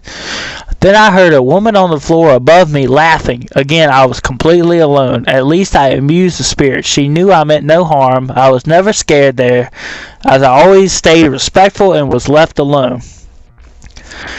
Number 5. I lived in a spooky dorm my freshman year of college. It was built on the site of the Confederate cannon line from the major Civil War battle that took place in our town.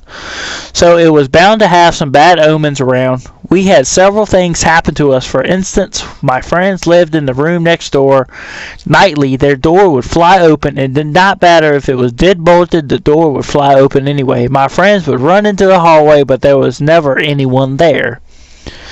One evening, as I sat alone on my bed watching TV, a box just shot out from under my bed all on its own. Nobody was around, as it was a Friday night and everyone had gone to dinner.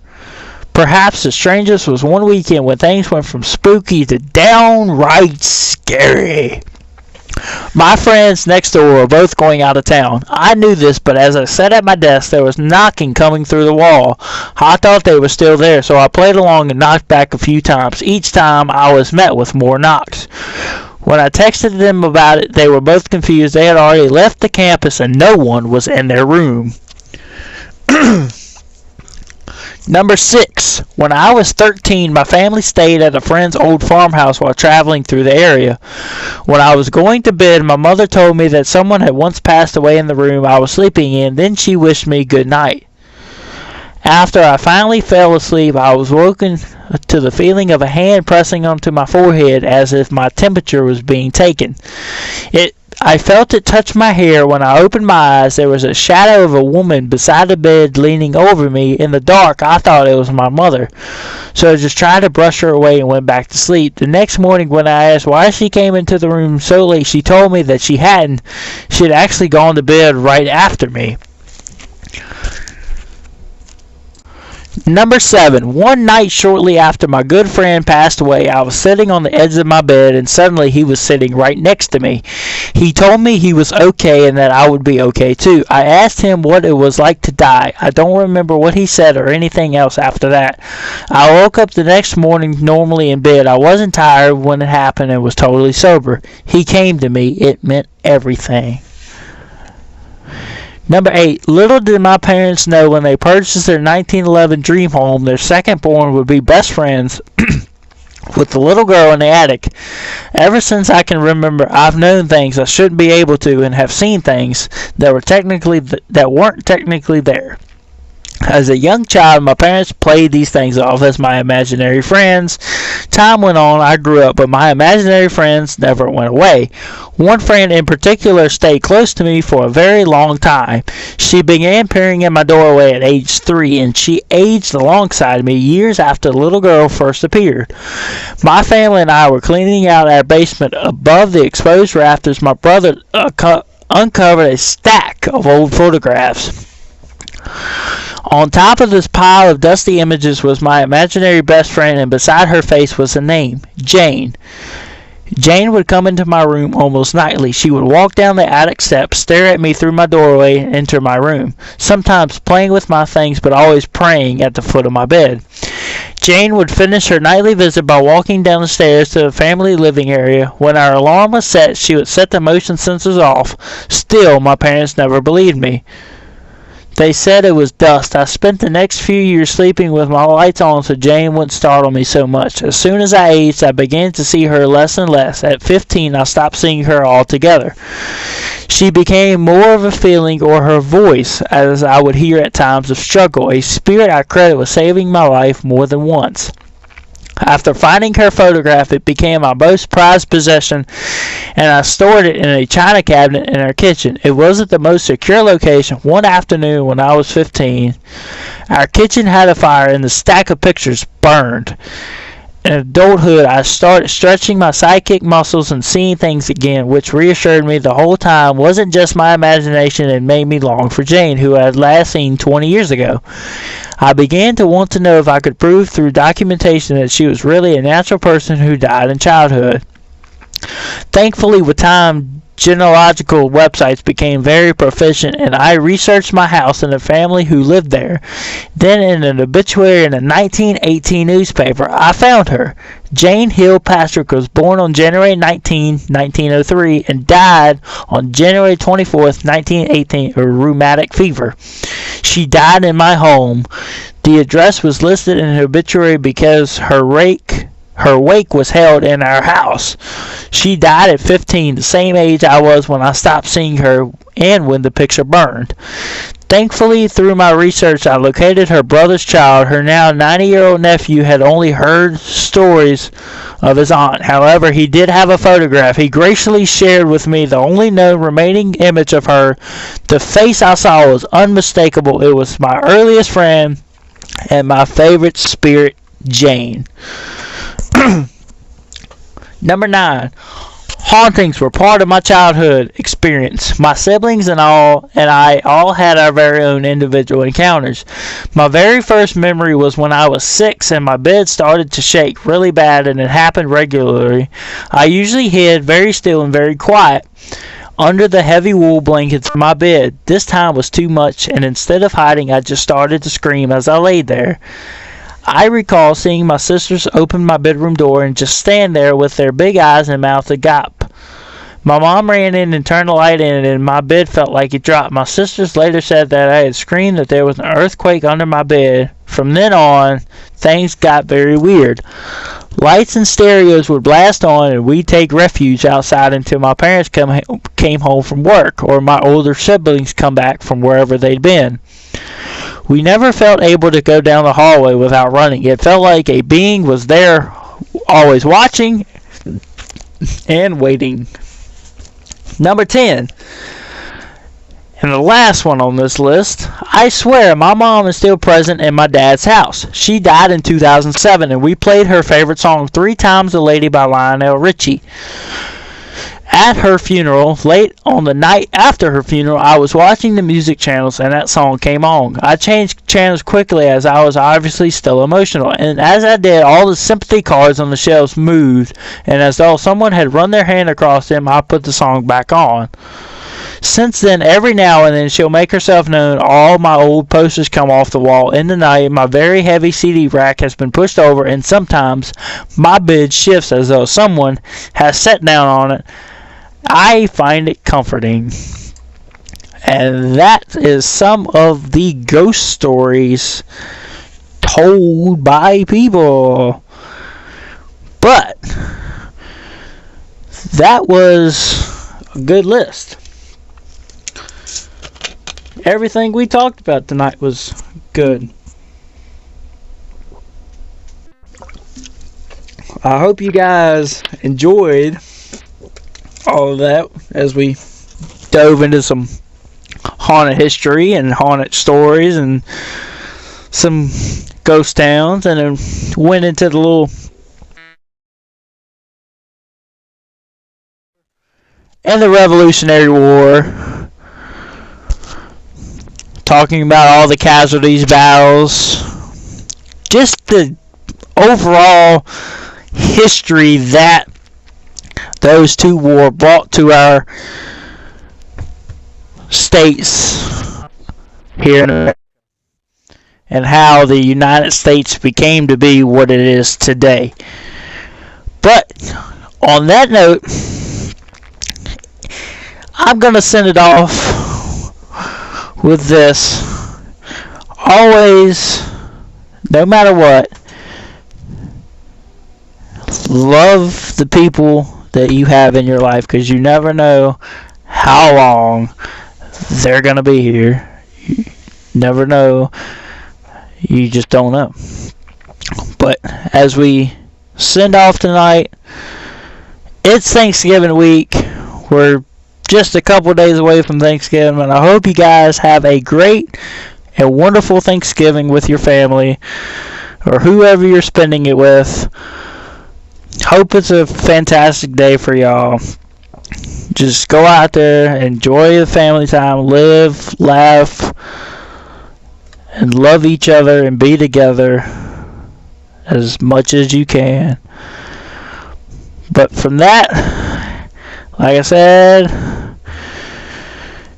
go back and watch last night's video if you haven't, and be ready for next Saturday's podcast at 7 p.m. Eastern. But until then, have a great week, have a happy Thanksgiving, and I will see you guys on the next podcast.